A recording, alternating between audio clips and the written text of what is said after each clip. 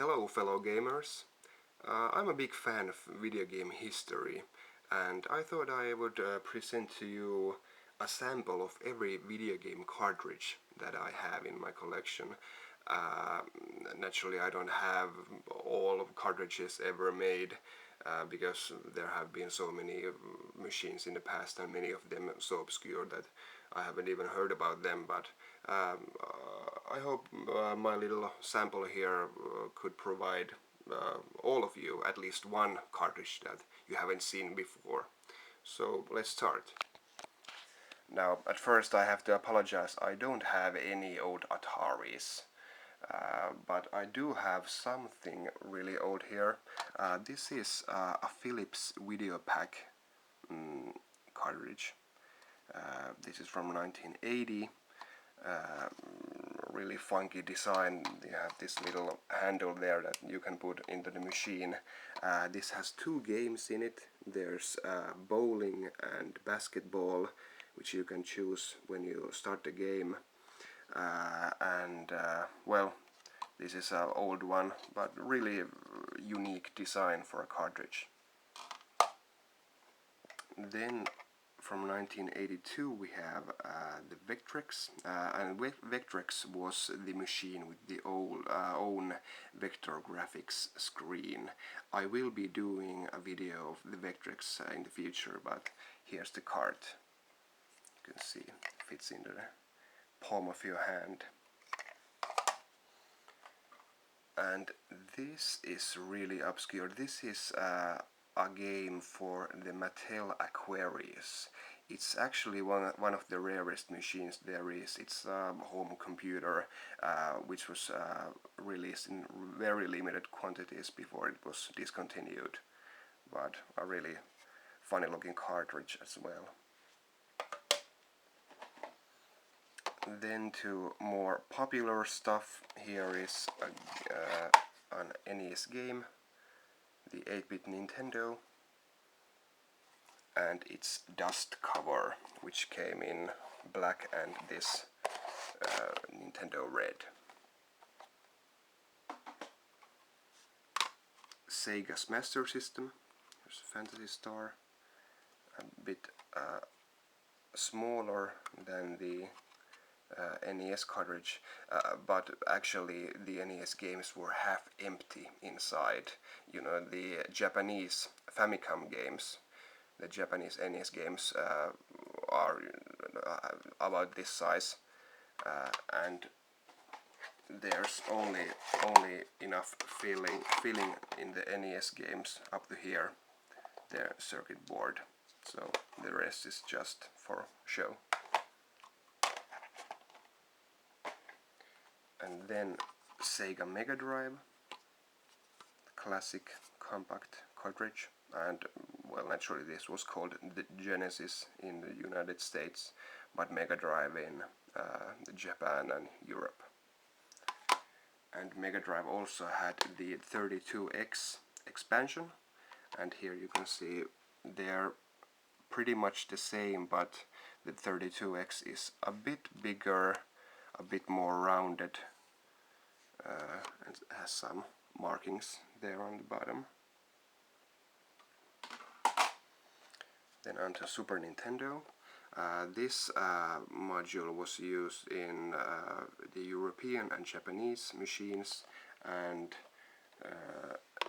the Americans had their own, this blockier format, and in the US games there was also this dust cover, like in the old NES games.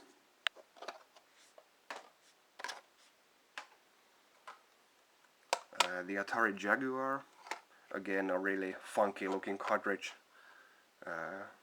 cool Atari logo there, but this funny handle up there.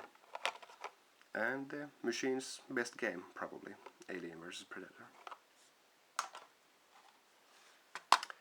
The Nintendo 64, which was the last machine produced which used cartridges, and possibly my favorite game of all time, Zelda Ocarina of Time. Doesn't get much better than this. In the handheld department, Game Boy, the original black and white or green and yellow Game Boy, came in 1989, and naturally Tetris is one of the finest examples of its games. Game Boy games came in these dust covers and are this small. Game Boy Color games were the same size, and some of them could be played in the black and white Game Boys, but only if there was the indentation there. But this Metal Gear Solid doesn't work in the black and white, but some Pokemon games, for example, which were produced for color, did work in the black and white Game Boy as well.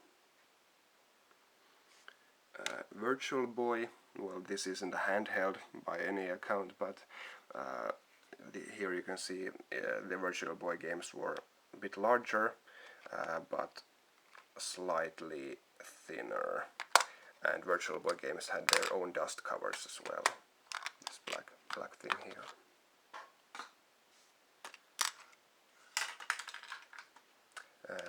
Game Boy Advance halved the size there, and here is also a Neo-Geo Pocket or Neo-Geo Pocket Color cartridge game, also in a dust cover, and is slightly smaller than the original Game Boy games, about the same thickness as well. Here's actually a little bonus, a whole machine which is still sealed, that's why I don't have it out of the box, a Pokemon Mini. Now this was a real console which had, I believe, 3 or 4 Pokemon branded games, but games came on these really small, they're really stamp sized cartridges, but you could change them, and this is Pokemon Party Mini, this game. Never played this actually, but a bit more advanced than a Tamagotchi, I guess. And here we have arcade games, Neo Geo. Now we're talking. This is a really big cartridge, weighs about a pound, and actually the games were about the same. The same games were produced for the Neo Geo AES, the home system, and actually I have here the last game for it. Didn't want to put it on the floor. Samurai Showdown 5 Special, and here we have the games are different looking in the outside. They have different connections, but they are the exact same games, and slightly more rounded cartridges, but the MVS versions which were used in the arcades are, well, not as commercial. They don't have to look good to sell, but here you can really see the differences in the sizes, how big these are. And well, Neo Geo games cost hundreds of dollars, so you know what you pay for. These are really huge games. And more arcade games. Here is this red cartridge is for Sammy Atomiswave. It didn't have that many games, I guess, but here is one of them, Knights of Valor, the Seven Spirits.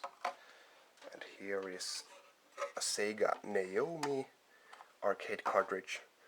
This has a bare circuit board here, but I guess you could call this a cartridge as well. Really nice games.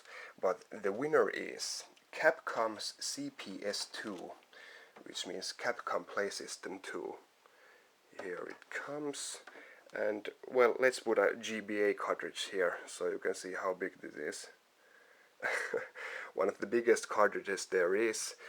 They weigh several pounds. This is Street Fighter 2, the new Challengers game, and this is the biggest cartridge I've ever seen. This actually has the arcade motherboard connected to it, but the actual cartridge is more than half of this whole package, and these are huge. Well, I hope you saw something you didn't know already, and stay tuned for more videos.